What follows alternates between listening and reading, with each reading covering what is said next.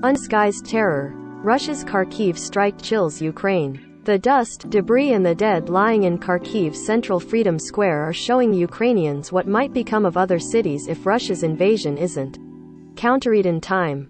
Kharkiv, Ukraine. In the dust, debris and the dead lying in Kharkiv's central Freedom Square, Ukrainians on Tuesday saw what might become of other cities if Russia's invasion isn't countered in time. Not long after sunrise, a Russian military strike hit the center of Ukraine's second-largest city, badly damaging its symbolic Soviet-era regional administration building. Closed-circuit television footage showed a fireball engulfing the street in front of the building, with a few cars rolling out of the billowing. "You cannot watch this without crying," a witness said in a video of the aftermath, verified by the Associated Press. An emergency official said the bodies of at least 6 people had been pulled from the ruins, and at least 20 other people were wounded. 2 bodies lay side by side on the cobblestones near an abandoned car. One was barefoot and wrapped in a blanket. The other, in military-colored clothing, had a clenched. It wasn't immediately clear what type of weapon was used or how many people were killed, but Ukrainian President Volodymyr Zelensky said there were dozens of. Zelensky called the attack on the Freedom Square, frank, undisguised terror. "Nobody will forgive. Nobody will forget. This attack on Kharkiv is a war."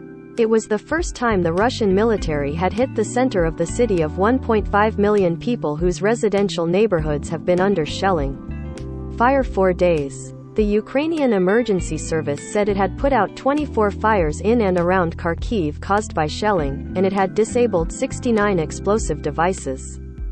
The attack Tuesday also hit a tent encampment on the central square that had been set up to collect aid for the volunteer Ukrainian fighters who have rushed to Kharkiv's defense. In recent days, volunteer guards had occupied the regional administration building as part of those efforts.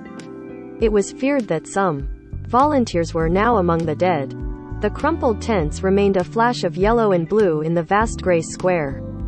"It's just barbarity, that's how I see this war," said Boris Redin, one of the encampment's coordinators.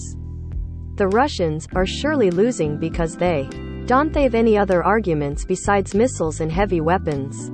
At the administration building itself, windows were blown out. Ceilings had collapsed. Concrete dust added another layer of grim, gray desperation. A nearby car was.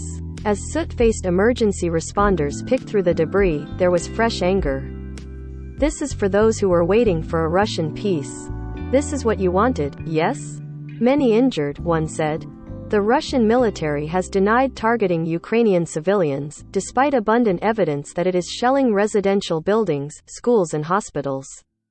The military takes all measures to preserve the lives and safety of civilians, Russian Defense Minister Sergei Shoigu said Tuesday. "I would like to stress that strikes are carried out only on military targets and uses exclusively precision weapons."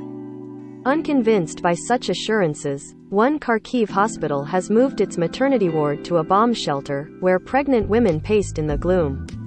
The cries of dozens of newborns echoed off the thick concrete walls. Electrical cables dangled. Rolled-up mattresses were placed against windows to protect residents from glass shards if explosions land nearby. As the shelling in Kharkiv intensified, one family spent a 5th day in another shelter beneath the city. Water bottles and backpacks were stocked in the basement. A military-style helmet hung on a shelf, and underneath it a boy looked at a phone. Boredom mixed with fear. It is a nightmare, and it seizes you from the inside very strongly. "This cannot be explained with words," said Ekaterina Babenko, the mother of the family. She could hardly believe the Russian attack was occurring in Kharkiv and tearing its neighborhoods apart. "My friend who lives in the suburb Gorizont, a few hours ago, the house next to hers was hit and several floors were destroyed," Babenko said. "And for some time, there was no connection with her. Those were scary minutes, very scary." For her family and others still sheltering in the city close to the Russian border, the world above was changing too quickly to comprehend. Warehouses, homes, garages, cars, all were burning. "Sveta, let's go," one man urged in a video that showed the shelling Monday of a residential area in Kharkiv. "Go, I'll catch up with you," the woman says. Leave, for God's sake, the man pleaded. Other residents were already flowing west, hoping to leave Ukraine altogether. Follow the app's coverage of the Ukraine crisis at https://apnews.com/hub/Russia-Ukraine.